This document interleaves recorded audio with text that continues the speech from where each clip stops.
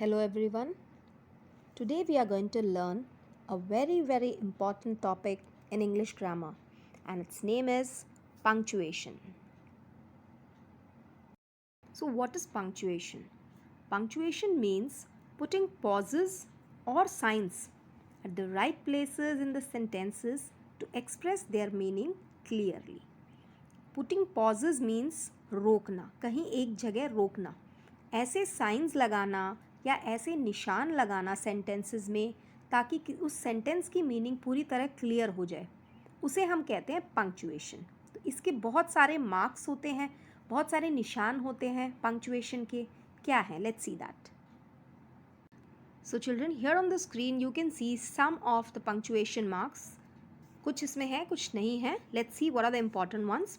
First of all, full stop, तो आप सब यूज़ करते हैं ये. Next we come to question mark, then we have comma, then we have colon, semi colon, this is hyphen and this is exclamation mark. इसके अलावा भी apostrophe होती है, कोटेशन मार्क्स होते हैं, है ना. तो we are going to learn about these punctuation marks one by one. First of all we have full stop. The very important, जो आप जूनियर क्लासेस से बिगिनिंग से आप सीखते हैं, किसी भी सेंटेंस के एंड में जो लगाया जाता है. So it is used eight the end of a command और अ स्टेटमेंट. एग्जाम्पल्स देखिए. This is my bag. यहाँ पे एक सेंटेंस है जो कि ख़त्म हुआ है बैग के बाद और हमने वहाँ फुल स्टॉप लगाया है. Sneha is a good girl, get out. यानी चाहे कोई कमांड है चाहे स्टेटमेंट है, we put a full stop. Next in the list of punctuation marks is question mark. ये भी बेटा आप सबको पता है, जूनियर क्लासेस से आप लोग देखते आ रहे हो. जब भी हमें कोई क्वेश्चन करना होता है, कोई सवाल पूछना होता है, तो एंड में हम क्या लगाते हैं? We use question mark. It is use at the end of a question. Interrogative sentences पढ़े हैं ना आपने, ये वही है क्वेश्चन वाले. इनके एंड में क्वेश्चन मार्क लगता है. See the example. What is your name, how are you, when will you come. So ये सभी जो हैं क्वेश्चन है, इंट्रोगेटिव है, so we put a question mark. Right after this we have exclamation mark. तो आप सबने ये निशान देखा होगा कई बार. It is put at the end of a sentence which shows a strong feeling. ऐसे सेंटेंसेस जहाँ पे हमारे इमोशंस या फीलिंग दिखाई दे रही हो, चाहे वो एंगर है, चाहे वो हैप्पीनेस है, ऐसे सेंटेंसेस या ऐसे वर्ड्स जहाँ पे हमारी फीलिंग आ रही है, वहाँ पे हम इस मार्क को यूज़ करते हैं. देखिए, how beautiful, what a wonderful dress, wow. यानी कोई भी इमोशन दिखाने के लिए जहाँ हमें यूज़ करना हो, that is exclamation mark. Next very important punctuation mark is comma. ये भी आई एम श्योर आप सब ने कभी ना कभी देखा है लगा हुआ सेंटेंसेस में. सो इसके कई यूजेस होते हैं. Let's see it. It is use to separate the items in a list. किसी भी लिस्ट में जब बहुत सारे आइटम्स हो तो हम कॉमा का यूज़ करते हैं. आफ्टर येस एंड नो, जब कभी हमें येस या नो यूज़ करना हो तो right after these two words, yes के बाद भी और नो के बाद भी हम कॉमा लगाते हैं. Before please and thank you, इन दोनों वर्ड्स के पहले भी हम क्या लगाते हैं? Comma. To indicate a pause in a sentence, जब हमें किसी सेंटेंस में एक थोड़ा सा रुकना हो, then we use comma. And before question tag. आपने प्रीवियस क्लास में पढ़े थे क्वेश्चन टैग्स, जो छोटे से क्वेश्चंस होते हैं, उन क्वेश्चन टैग के पहले भी हम क्या लगाते हैं? Comma. Let's see the examples. See, we are going to Agra, Mathura, Jaipur and Delhi. तो यहाँ पे देखिए बहुत सारी places. I forgot to put a comma over here. Agra, Mathura, Jaipur, 4 places हो गई ना. सो हम कॉमा लगा रहे हैं. देखिए, आगरा के बाद, मथुरा के बाद, है ना. तो इससे क्या होता है? अलग अलग हो गई है. I bought apples, mangoes, grapes and oranges. List है ना बहुत यहाँ सामान की. सो हर आइटम के बाद we put a comma. Rohan, please get the phone. यानी थोड़ा सा हमें पॉज होना था किसी का नाम बोलने के बाद, so we put a comma. He is not a doctor, is he. So this is question tag, और क्वेश्चन टैग के पहले हमने क्या लगाया है? Comma. I went in and ma'am was already there. This is also small pause. मैं अंदर गया और मैम तो ऑलरेडी वहाँ थी. सो जहाँ हमें थोड़ा सा रुकना हो, क्वेश्चन टैग हो या लिस्ट हो, we use comma. Now let's see where we use colon. Colon पता है आपको, ये जो 2 डॉट्स लगती है, this is colon. It is use to introduce a quotation और a list in a sentence.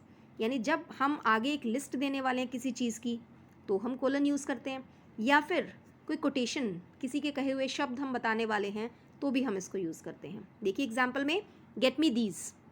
अब यहाँ पे ये बोला है कि मेरे लिए ये लेके आओ. क्या लेके आओ? आगे लिस्ट है, so we have put a colon over here. Milk, sugar, ginger, tea leaves. इसका एक और यूज़ है कोलन का, to separate the hour and minute. जब हम टाइम लिखते हैं ना, तब देखिए आप, हम कोलन का यूज़ करते हैं आवर को और मिनट्स को, इनको अलग अलग डिफ्रेंशिएट करने के लिए.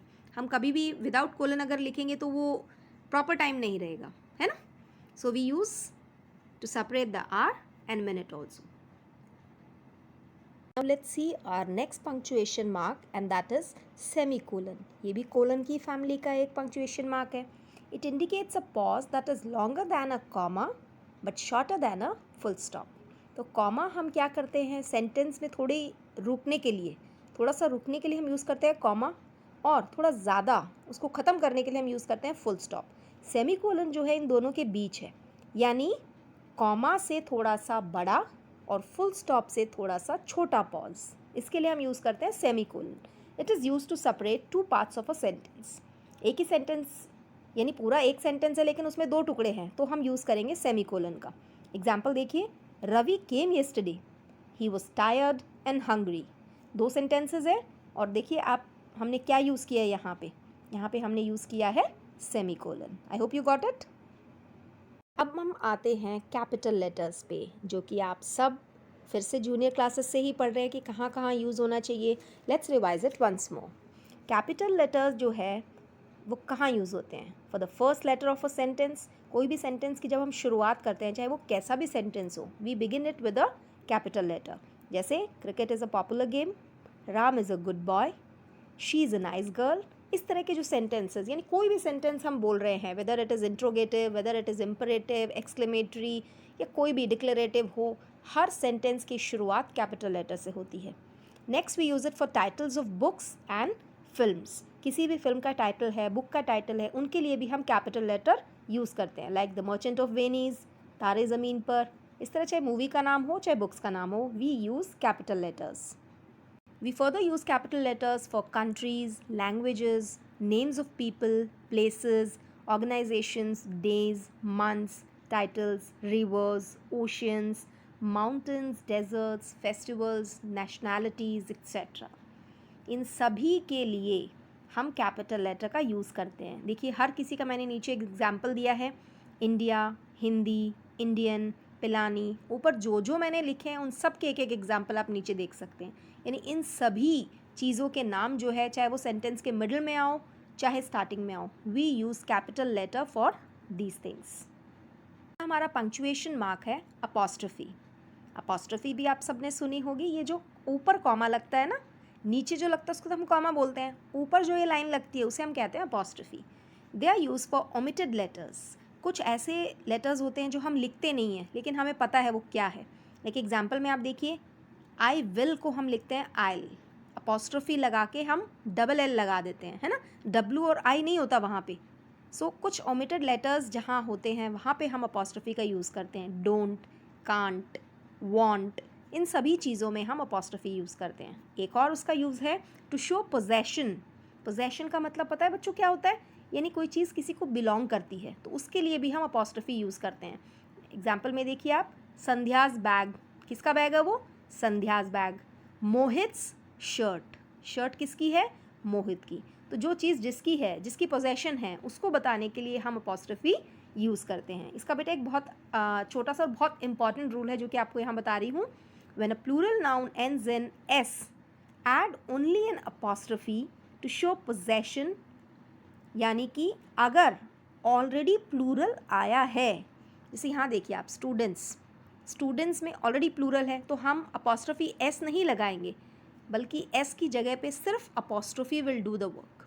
अगला देखिए, प्लेयर्स बस. प्लेयर्स प्लूरल है ऑलरेडी, तो प्लूरल के बाद आपको, अब यहाँ देखो आप, संध्या अकेली है, एस नहीं है लास्ट में, तो हमने अपॉस्ट्रोफी एस लगाया, लेकिन यहाँ पे हमारे पास ऑलरेडी प्लूरल है, सो प्लूरल के बाद आप अगर सिर्फ अपॉस्ट्रोफी लगाते हो उसका मतलब एस ऑलरेडी माना जाता है.